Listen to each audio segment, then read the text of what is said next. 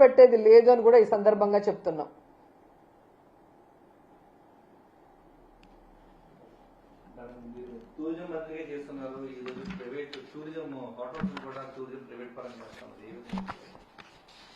ఈరోజు ఎంత దరిద్రంగా తయారైందంటే వీళ్ళు అమరావతి భూముల్ని అమ్మకం పెట్టేశారు, వైజాగ్ భూముల్ని అమ్మకం పెట్టేశారు, టూరిజం హోటళ్ల అమ్మకానికి, రోడ్ల అమ్మకానికి పెట్టేశారు, ఆఖరికి మెడికల్ కాలేజీలను కూడా అమ్మకానికి పెట్టేశారంటే వీళ్ళు ఎంత దిగజారిపోయారో ఒకసారి అర్థం చేసుకోండి. నాకు సీనియారిటీ ఉంది, విజన్ ఉంది, నేను సంపద సృష్టిస్తా అన్నాడు. రాష్ట్ర సంపదని దోచుకుంటూ సొంత సంపద సృష్టించుకుంటున్నారు తప్ప ఈరోజు మీరు ఎక్కడ రాష్ట్ర ప్రజల కోసం సంపద సృష్టిస్తున్నారు? ప్రభుత్వం మీ చేతిలో ఉంది, ఏమైనా చేయొచ్చని మీ ఇష్టానికి చేస్తున్నారు తప్ప ప్రజలకు ఉపయోగపడే ఒక కార్యక్రమమైనా చేస్తున్నారా? ఇవన్నీ అమ్మాల్సిన అవసరం ఎందుకు వచ్చింది?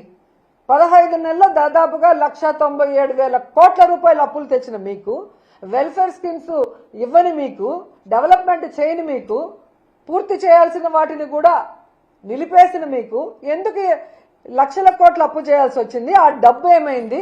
ఇంకా ఇవన్నీ ఎందుకు అమ్మకానికి పెడుతున్నారో చంద్రబాబు నాయుడు, కూటమి ప్రభుత్వం సమాధానం చెప్పాలి.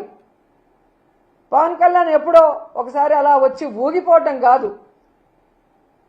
ఈరోజు నువ్వు షూటింగ్లు చేసుకోవడానికి కాదు నీ కోట్లు ఇచ్చింది, ప్రభుత్వ ధనంతో స్పెషల్ ఫ్లైట్లు ఎక్కి ఎంజాయ్ చేయడానికి కాదు నీకు ఓట్లేసింది.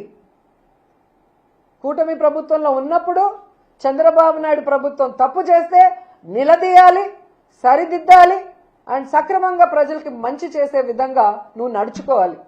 కానీ నీ నియోజకవర్గం పిఠాపురంలో అమ్మాయిని రేప్ చేసినా పట్టించుకో, రైతుకు యూరియా దొరక్క ఎండల్లో వాళ్ళు నించొని రోజుల తరబడి ఏడుస్తుంటే పట్టించుకో, ఇదే పిఠాపురంలో నిరుద్యోగులకి ఉద్యోగం ఇవ్వకపోయినా, నిరుద్యోగ భృతి ఇవ్వకపోయినా పట్టించుకో. నీ ప్యాకేజ్ కరెక్ట్గా నీకు ఇస్తే చాలు. ఒక హెలికాప్టర్ కొనిచ్చేశాడు, ఇంకా ఎక్కి తిరుక్కుంటూ ఉంటున్నావు. అంతేగాని ఏ రోజైనా రాష్ట్ర ప్రజల గురించి, రైతుల గురించి, మహిళల గురించి ఆలోచిస్తున్నావా? వాటి గురించి ఎప్పుడైనా మాట్లాడుతున్నావా? ఈ 17 మెడికల్ కాలేజీల అమ్మకానికి పెడితే కనీసం బుర్రున్న ఎవరైనా కూడా దానికి మద్దతు తెలుపుతారా? కానీ నువ్వు కూర్చొని తల ఆడిస్తున్నావు అంటే ఈరోజు రాష్ట్ర ప్రజలు నీకు ఓటేసినందుకు సిగ్గుపడుతున్నారన్న విషయాన్ని కూడా తెలుసుకోండి.